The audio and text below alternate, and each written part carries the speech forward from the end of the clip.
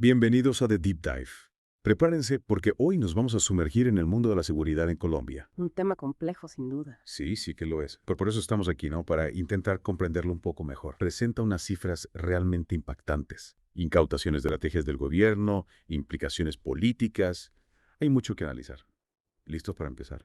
Pues lo primero que me llamó la atención fueron las cifras de incautación. Son, bueno, simplemente históricas. Sin duda, las fuerzas militares colombianas han decomisado este año, agárrate, 625 toneladas de... Y eso solo por parte del ejército. Exacto. Si a eso le sumamos las más de 300 toneladas que ha incautado la Policía Nacional. Estamos hablando de más de 1.000 toneladas incautadas en 2024. Sí, señor. Una cifra récord. Es una barbaridad. Por ejemplo, la incautación de 6.7 toneladas de... Sí, y lo más increíble es que fue justo durante la semana de Navidad. Y no te olvides de esa redada nocturna en el Pacífico, aquello parecía una película de acción. Ah, sí, sí. La Armada, la Fuerza Aérea, hasta un dron, todos coordinados para interceptar un barco. Con 31 kilos de... Increíble. Estas cifras, sin duda, apuntan a un cambio importante en la estrategia contra el narcotráfico. Totalmente. Cómo el presidente Petro ha decidido cambiar el enfoque. Pues en lugar de centrarse en perseguir a los cultivadores, ahora la prioridad es capturar a los capos invisibles. A los que están detrás de todo. Exacto. A los verdaderos cerebros de estas operaciones. Esa estrategia parece estar dando frutos. Sí, menciona que se han capturado a más de 45 de estos capos invisibles. Se han identificado a más de 170. Es una cifra considerable. Parece que esta nueva estrategia busca realmente desmantelar las estructuras de poder dentro del narcotráfico. Sí, eso parece. Pero, ¿quiénes son estos capos invisibles? ¿Por qué son tan difíciles de atrapar? Buena pregunta. Capos invisibles se refiere a esos líderes de alto nivel que operan desde las sombras, sin llamar la atención. Los que mueven los hilos desde la distancia. Exactamente. Son maestros del ocultamiento, manejan sus imperios de forma remota y utilizan complejos entramados financieros para lavar sus ganancias. Tiene sentido. Para atraparlos debe ser necesaria una labor de inteligencia muy profunda. Sin duda. Y una coordinación impecable entre las fuerzas de seguridad. Claro, es una lucha mucho más sofisticada de lo que imaginaba. Así es. La lucha contra los grupos armados y la corrupción dentro de las fuerzas de seguridad. ¿Qué nos puedes contar sobre eso? Es un tema complejo, sin duda. Un intenso tiroteo en Puerto Guzmán, Putumayo, entre el ejército y el grupo Comandos de la Frontera. 2 miembros del grupo fueron capturados y se incautaron armas. ¿Y qué tiene eso de especial? Que algunas de las armas eran de grado militar. ¿En serio? Sí. Y eso plantea una pregunta incómoda. ¿Cómo obtuvieron esas armas? Que podría haber indicios de corrupción dentro del ejército durante la administración anterior. Exacto. Lo que explicaría cómo estas armas de alto calibre terminaron en manos de grupos criminales. Es una posibilidad preocupante. Sin duda. Y el gobierno actual se está tomando muy en serio la tarea de limpiar las instituciones y restaurar la confianza pública. Me alegro de oír eso. La captura de 8 miembros del grupo disidente Teófilo Forero en Huila, incluyendo a su líder, Víctor Hugo Rojas Silva. Nada menos. ¿Y esto sucedió durante las fiestas navideñas? Lo que demuestra que la lucha no se detiene. Exactamente. Es una señal alentadora. Muestra que el gobierno está decidido a combatir la violencia en todo el país, incluso en épocas festivas. Pero la corrupción no se limita a los grupos armados, ¿verdad? Desafortunadamente no. El caso del mayor Pablo Uribe, un narcopolicía extraditado a Estados Unidos por tráfico, Un caso lamentable. nos muestra que el problema también está presente dentro de las fuerzas de seguridad. Exactamente. Y este caso, junto con la investigación en curso al general Tito Castellanos, ex subdirector de la policía, La cosa va en serio. revela una red de corrupción que se extiende hasta las altas esferas. Es un recordatorio de que la lucha contra el narcotráfico no solo se libra en las calles. No también dentro de las instituciones mismas. Exacto. Es una batalla en múltiples frentes. Y parece que el gobierno de Petro está decidido a combatirla en todos ellos. Eso parece. Pero, ¿qué impacto tendrán estos esfuerzos en el panorama político? Esa es una pregunta clave. El éxito en la lucha contra el narcotráfico y la corrupción podría tener repercusiones significativas en las próximas elecciones. ¿En qué sentido? Podríamos ver un cambio en el financiamiento de las campañas, por ejemplo. Y un nuevo panorama de poder en el escenario político colombiano. Recuerda la tragedia del joven de 15 años asesinado en Cauca por negarse a unirse a un grupo armado. Sí, una historia terrible. Es desgarrador pensar en la magnitud de la violencia que aún afecta a comunidades como la del Plateado. Es un recordatorio doloroso de que la paz en Colombia sigue siendo un proceso complejo y lleno de desafíos. Sin duda, a pesar de los avances en la lucha contra el narcotráfico y la corrupción, la violencia continúa afectando a los más vulnerables. Es una realidad que no podemos ignorar. Claro que no, pero a pesar de la complejidad de la situación, también hay motivos para el optimismo. Las acciones del gobierno, la captura de capos, las incautaciones récord de drogas. Todo esto apunta a un cambio real en la lucha contra el narcotráfico. Sí, definitivamente hay avances, pero la pregunta que queda en el aire es, ¿cómo afectarán estos avances al futuro del país? Exacto. ¿Qué impacto tendrán en el proceso de paz? Esa es la gran pregunta. Y para responderla, creo que es importante analizar el contexto político y social en el que se están dando estos cambios. Totalmente de acuerdo. ¿Cómo ha evolucionado la lucha contra el narcotráfico a lo largo de la historia de Colombia? Esa es una excelente pregunta. Y para responderla necesitamos mirar hacia atrás y entender cómo se ha entrelazado con la historia y la política colombiana. Tienes razón.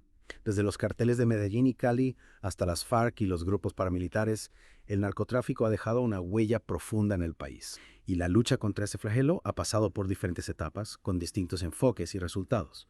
Entender este contexto histórico nos ayudará a comprender mejor la situación actual y los desafíos que enfrenta Colombia. Totalmente de acuerdo. Analizar la historia del narcotráfico en Colombia nos permitirá identificar patrones, estrategias exitosas y fracasos del pasado. Y así comprender mejor las decisiones que se están tomando en el presente. Exacto. Es una tarea compleja, pero crucial para comprender la situación en su totalidad. Sin duda. Tienes razón. Comprender la historia del narcotráfico en Colombia es clave para entender su impacto en el presente. Si miramos hacia atrás, vemos cómo el auge de los carteles de Medellín y Cali en los años 80 y 90 marcó un punto de inflexión. Pablo Escobar y los hermanos Rodríguez Orejuela no solo traficaban con drogas, sino que también sembraron el terror. Con asesinatos, atentados, corrupción a gran escala. Exacto. Una época oscura en la historia de Colombia, sin duda. La violencia de narcotráfico permeó todos los ámbitos de la sociedad, desde las instituciones hasta la vida cotidiana de la gente. Totalmente. Y la respuesta del Estado, aunque contundente en algunos momentos, no logró desarticular por completo las estructuras del narcotráfico. Tras la caída de Escobar y los Rodríguez Orejuela, surgieron nuevos grupos, ¿no? Sí, como las FARC, que vieron en el narcotráfico una forma de financiar su lucha armada. Y los grupos paramilitares, que también se involucraron en el negocio de la droga, creando un complejo entramado de violencia e intereses económicos. Así es.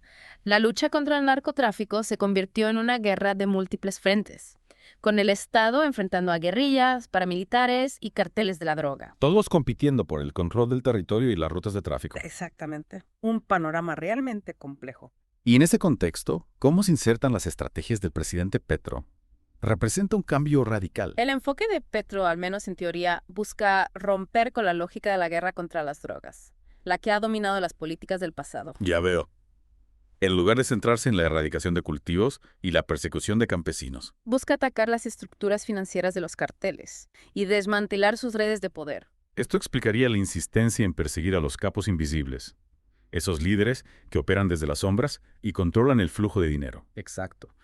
Petro argumenta que capturar a estos capos y desmantelar sus fortunas ilícitas tendrá un impacto más profundo y duradero Que simplemente perseguir a los eslabones más débiles de la cadena. Así es. Es una estrategia arriesgada, sin duda, pero que podría dar resultados a largo plazo. Sin embargo, la historia nos enseña que la lucha contra el narcotráfico no se gana solo con acciones militares y policiales. Claro que no.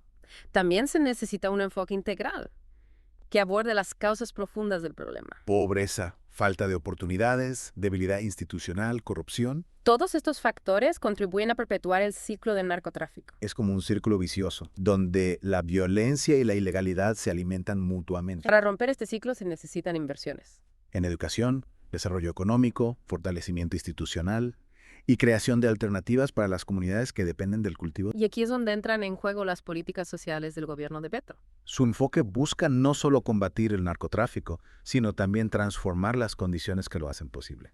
Un enfoque ambicioso, sin duda.